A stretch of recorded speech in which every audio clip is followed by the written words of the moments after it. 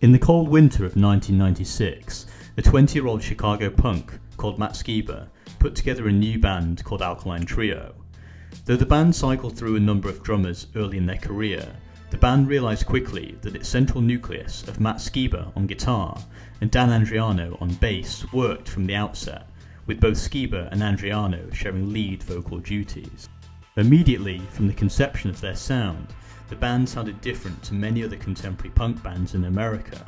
Whilst bands on the rise like Blink-182, Green Day and The Offspring were trimming the edges of their initial scuzzy releases to craft a more radio-friendly sound, Alkaline Trio remained firmly enthralled to their more unconventional influences.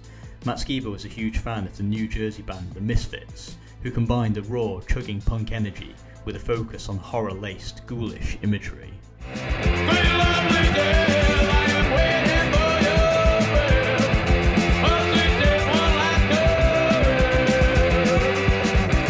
In addition, the British band The Cure loomed large in Skiba's early influences, particularly the ruminative and despondent lyrics of lead vocalist Robert Smith. Kiss me goodbye, bow your head and join with me, whisper deep reflections me, strangest twist upon your lips. Alkaline Trio synthesised these disparate influences to create their own unique dark pop-punk sound. On their first full-length studio album God Damn It, Skiba painted a bleak world-view, flecked with an obsession with death and the grotesque. Said tonight is a wonderful night to die, as how you could tell, told me to look at the sky, look at all those stars, look at how goddamn ugly the stars are. This grisly viewpoint would prove to be a key theme for Alkaline Trio's sound, persisting through to the end of 2004, by which point the band had released 3 more albums, Maybe I'll Catch Fire, From Here to Infirmary and Good Morning. By now the band had also gone through a number of drummers, before settling on the Detroit native Derek Grant, who had previously played with bands like the Suicide Machines and Walls of Jericho. The band were enjoying the fruits of their initial mainstream success, and at the end of 2004 went into the studio to compile their next record, which would go on to be their most sonically interesting album yet. In November of 2004, the band stepped into Conway Studios in Los Angeles to record what would later become Crimson. Like their previous record Good Morning, the band enlisted Jerry Finn as the producer of the record. At this point, Jerry Finn was making a name for himself as one of the great fabled record producers of the era. Working with bands like Blink-182, AFI and Sum 41, Finn was able to create a sound palette for bands that sounded inviting and yet retained their punk, frantic energy. Here's Matt Skiba on working with Jerry Finn. I really love working with Jerry. We did a couple weeks of pre-production together. He really helped us realise some better structures to the songs we had. Working with somebody like Jerry is good because you can, on demos, throw down your first ideas. You don't have to really overthink it. Then when they get a hold of it, arrangements change. Some parts are too long. It's great to have an outside set of ears, especially ones that you trust. The band brought their early Crimson demos to Finn, and he helped to tighten them up, trimming off their fatty edges. As an example, here's the initial demo for the song Burn, and then the final version of the track, which Finn produced.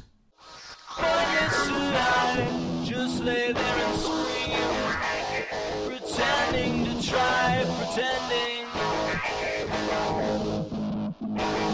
intending to burn, pretending to fight it, everyone learns, flasher on fire, things took a turn, loss of desire, you live and you burn,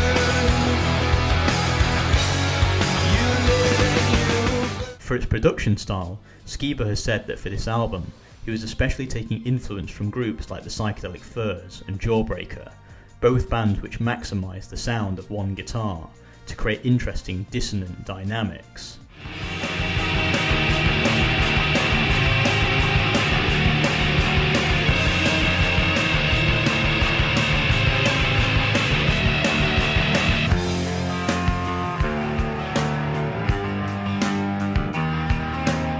In terms of subject matter, the band leaned much more on their real-life experiences of addiction and relationships and breakups. Here's Skiba on the writing process for the band.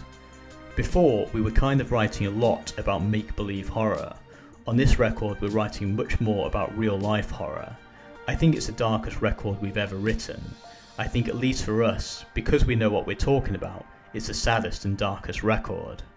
That real-life experience can be heard in the lyrics of lead single and album opener, Time to Waste, which Skiba details here. I wrote specifically about a friend of mine who was going through a methadone treatment to get off heroin. My friend's plight is what influenced me to put pen to paper, but I think it has a universal meaning.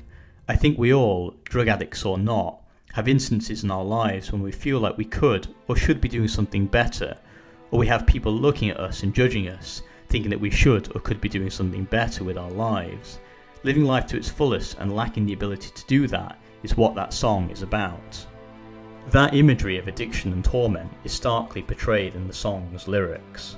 Creatures are waking up in these dark trees. They're waiting like vultures and eyes roll back, turn white in time to feed. They salivate and hunger. Elsewhere on the record, the band would plumb the familiar depths of self-loathing and solitude, but pairing these themes with a peppy and major key pop-punk sound, such as on the single Mercy Me. I used to long for time alone. I used to long for a place of my own, and I've lost faith in everything. I'm lost, so lost, I'm lost without you. And on the track I Was a Prayer, Andriano would sing about his self-doubt in relationships and the bitterness that accompanies an acrimonious breakup. I open up like the back of a book. I ruin everything with just a quick look, and I settle down like a rocket explodes. Hit the ground, but I fall out, who knows? But you got a sign, so I paid attention. You felt sorry, so I felt a rap gun. Right on that grip on my left to the twisted right. In writing this album, the band would also look beyond their own experiences, using tales of real-life crime and suffering to underline the darkness of the record. In the run-up to the recording of the album, Skiba had read the book Helter Skelter, a terrifying and shocking account of the Charles Manson murders in 1960s Hollywood. The book, which traced the stories of the individuals who came to join the Manson cult, struck a chord with the band and influenced the writing of the song Sadie. Sadie, which substitutes Alkaline Trio's trademark black humour for a softer tenderness, traces the story of Susan Atkins, a young, wayward Californian girl who joined the Manson cult and became known as Sadie Glutz. In this guise, she committed numerous depraved murders under the guidance of Charles Manson. The band reference her by name in the song's chorus. Sadie G, she's crazy, see, that's what the white could say. Now Miss Susan, you're losing every opportunity. And for the bridge of the song, the band asked their art designer, Heather Honora, to record a vocal track, where she read out the bone-chilling words from Susan Atkins' actual federal testimony, in which she described the unconditional way she loved and deified Charles Manson. He represented a God to me that was so beautiful that I'd do anything for him. I'd do anything for God, even murder, if I believed it was right. How could it not be right if it is done with love? As an aside, it was Heather Honora who was the artist who designed the heart and skull logo the band still uses today. On the track Prevent This Tragedy, the band would reference the trial of the West Memphis Three, a trio of young men who were convicted of the murder of 3 young boys in Arkansas in 1993, with the prosecution alleging that the boys had been killed as part of a satanic ritual. The conviction led to each of the men serving 18 years in prison, but the case has attracted a significant amount of attention and controversy, as many believe the 3 young men are innocent and were wrongly accused based on their unconventional appearance and set of beliefs. The lyrics of the song paint a complex and strained picture of those at the centre of the trial. The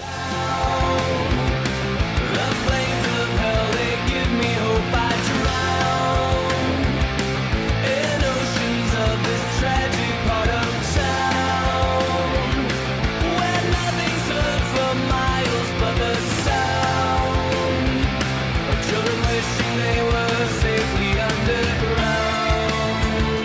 Whilst writing this record, drummer Derek Grant really came into his own, playing a more pivotal role in the writing process than he did on the previous record. Here's Dan Andriano reflecting on Derek's role in the band. We all really want the entire band's input in our songs.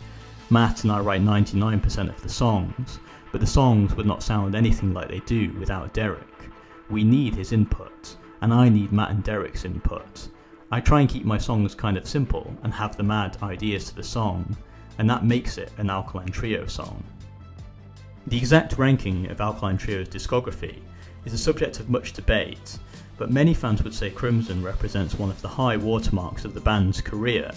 It was on this record that the band reached a new level of maturity in their songwriting. This can be seen in the wider range of instrumentation used on Crimson, most notably with the grand piano opening the track Time to Waste. But that maturity is also seen in the subject matter of the record, where true horror was every bit as ripe an inspiration for the band as a quotidian bleakness in their own lives. Here's what Matt Skiba said of the record years later. "I'm really proud of that record. Crimson is my favourite Alkaline Trio stuff so far. I like everything for different reasons, and mostly the older stuff for memories that I associate with it from travelling and playing music with my friends. I think Crimson was the best time I've ever had in the studio, and that's a big part of it, I think. I think it was a really good experience. That's what I hear when I listen to it."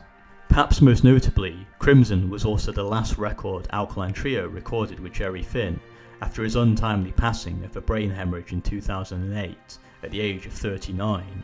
Like so many other bands of the era, for Alkaline Trio the passing of Jerry Finn was a huge blow to them personally and to their confidence too. Here's Matt Skiba reflecting on the band's working relationship with Jerry Finn. "It's the last record we made with Jerry Finn, and for a while I couldn't listen to it. There was so much of Jerry Finn in the production. Now, when I listen to Crimson, sometimes I think about Jerry and I miss him, but for the most part I'm just really grateful that we had the opportunity to work with the most amazing producer for our genre that there's ever been." Crimson will stand in Alkaline Trio's discography as a testament to what a band and producer, both respectively at the top of their games, can achieve when their stars align together. What do you think of Alkaline Trio's Crimson, and where do you think it ranks in their discography? Give this video a like and a comment, and remember to subscribe for future videos. Drop a comment below for future albums you'd like to see me cover. Thanks for watching.